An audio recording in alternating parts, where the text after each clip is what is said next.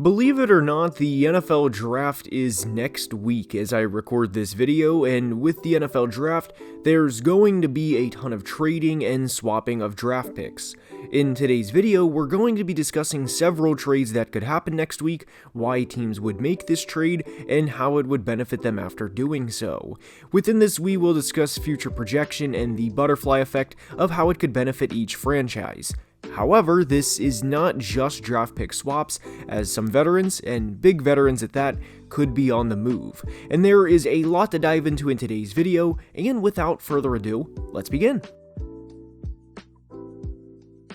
And we are starting today's video by discussing the Arizona Cardinals and what they could do to get out of the third overall pick. New GM Monty Ozenfort and new head coach Jonathan Gannon more than have their work cut out for them as they enter the new era of the Arizona Cardinals. And speaking out loud, if the Cardinals draft Will Anderson or whoever with the third overall pick, it could even be Tyree Wilson for that matter too, it's technically a step in the right direction, but it's more along the lines of, okay, great, now how do we fill the next 6 holes with this team? So I think it makes a tremendous amount of sense for the Cardinals to trade back and load up on as many picks as they can.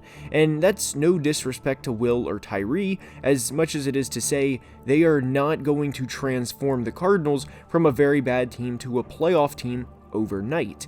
And sure, they're not going to get a king's ransom of picks like the Bears did for the number 1 overall pick, but I truly think the best case scenario for Arizona and how they can handle the third overall pick is to acquire a 2024 first. Whether that's trading back with Las Vegas at pick 7, Atlanta at pick 8, which I do think would be the least likely to happen out of these 3 teams, and the other being Tennessee at pick 11.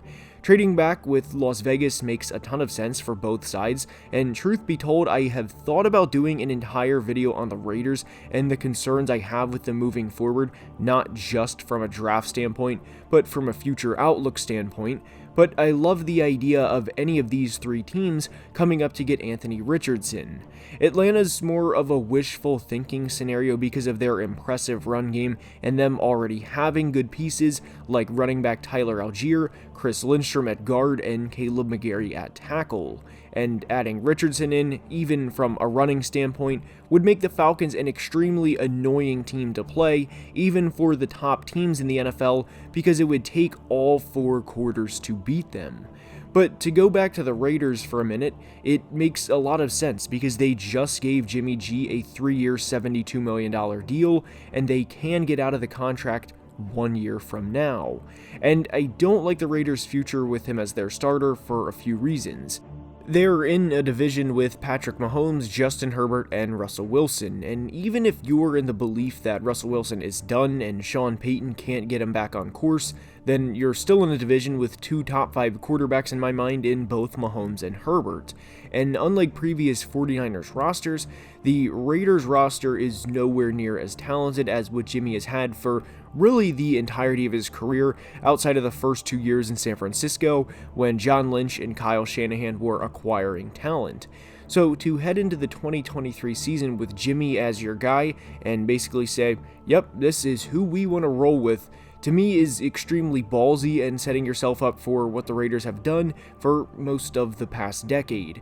And that's be good enough to beat the very bad teams of the NFL, not be good enough to beat the good teams, and finish with a 6-11 or 7-10 record and not be able to get the best quarterback in the draft. And selecting Anthony Richardson at number 3 overall gives them some time to develop him, which is critical for Anthony, gives him some time to sit behind Jimmy and take over in 2024. For Tennessee, it's a lot of the same, but I really like the idea of them getting Anthony Richardson because I love the idea of him on this team.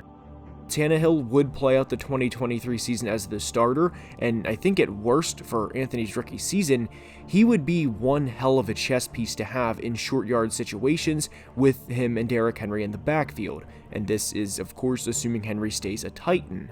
Anthony's role in his rookie year could be very similar to a Taysom Hill role on steroids in the Tennessee offense. And again, he would get to sit and learn behind Tannehill and start in 2024, and hopefully by then, Treylon Burks will develop into a solid receiver, and we saw flashes from Treylon in 2022, and tight end Chigakonkwo will develop into a starting tight end. I think Tennessee is kind of in this no man's land territory where they know they're not going to win a Super Bowl with Ryan Tannehill and know they need to have a future plan and would love to make Anthony Richardson their guy. And for anyone wondering about Malik Willis, I do not have any confidence in him moving forward as the team's future starting quarterback. If he becomes that, then I always welcome being wrong about a player I doubt, but we're talking about a guy who completed 50.8% of his passes in his rookie season, threw 0 touchdowns to 3 interceptions, and had a passer rating of 42.8. I don't think it's a hot take to say Malik Willis is not the long-term guy in Tennessee, which is why I am fully behind the Titans going up to get Anthony Richardson on draft night. Now, from teams trading up to a team trading a veteran, we discussed the Minnesota Vikings trading running back Dalvin Cook. The Vikings trading Dalvin makes a lot of sense, as they would free up money by doing so and effectively get rid of a player who has started to decline. You may be thinking, is going for over 1,100 rushing yards and nearly 300 more receiving yards out of the backfield declining for a player? And the answer, pertaining to Dalvin at least, is yes. Dalvin in 2022 had some high highs, but had some equally low lows, and his yards per carry dipped from 4.7 in 2021 to 4.4 in 2022, and he rushed for just 14 more yards in 2022 than he did in 2021, despite having 15 more carries. And it really showed down the stretch of the 2022 season, as in the final 7 regular season games, Dalvin had 108 carries for just 374 yards, which equates to 3.46 yards per carry.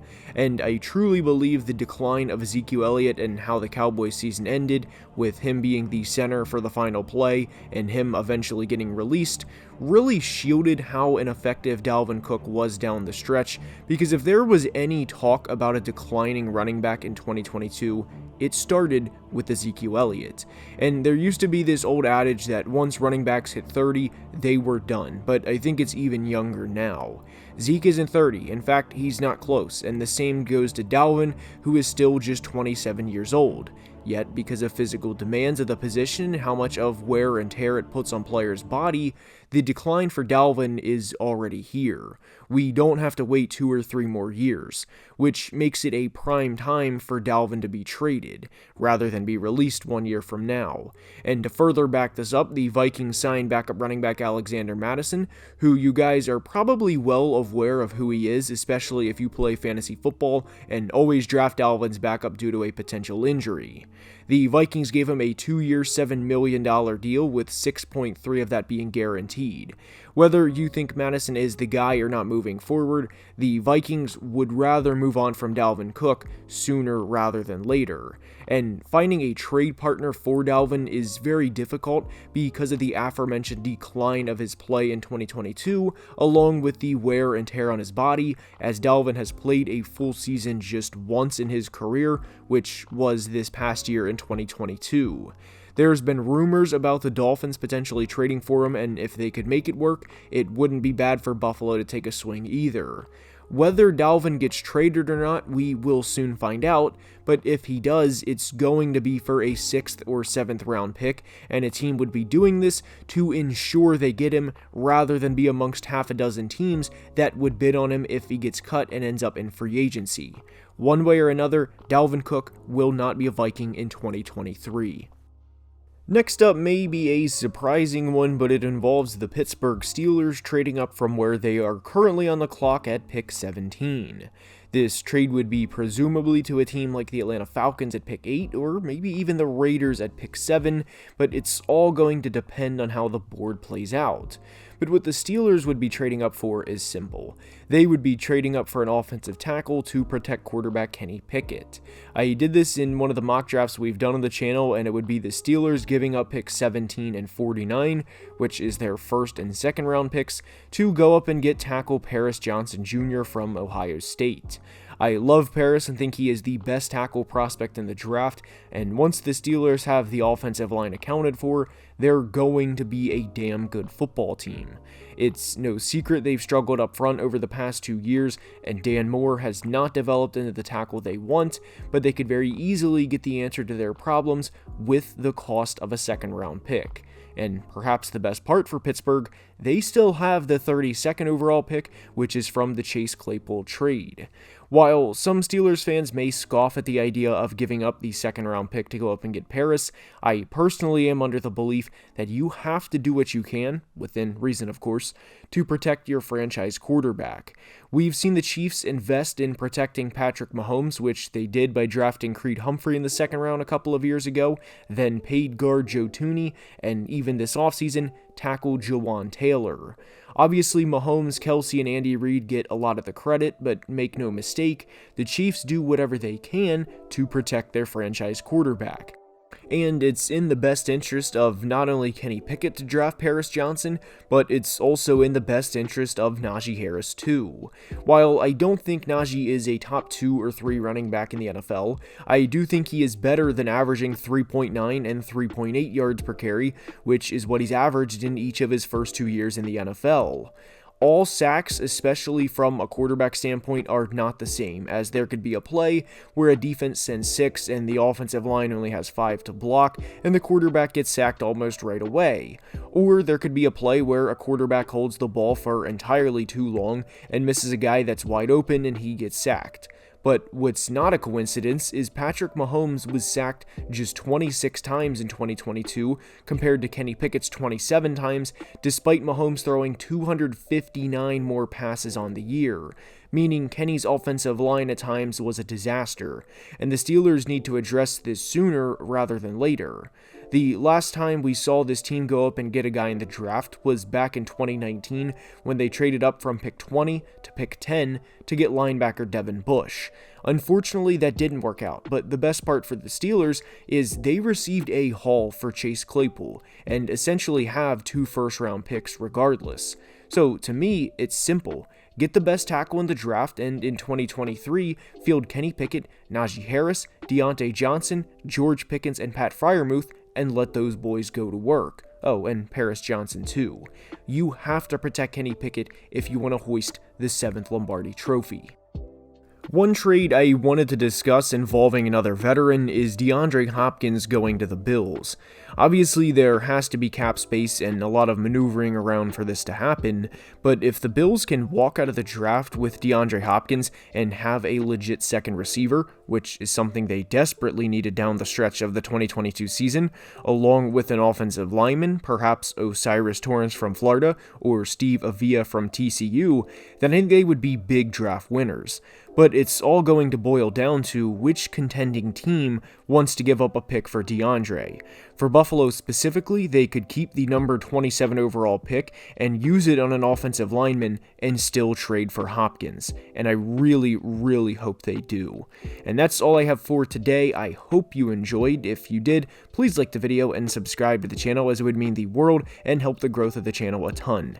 Until next time, as always, please be safe and have a great day. Love you guys.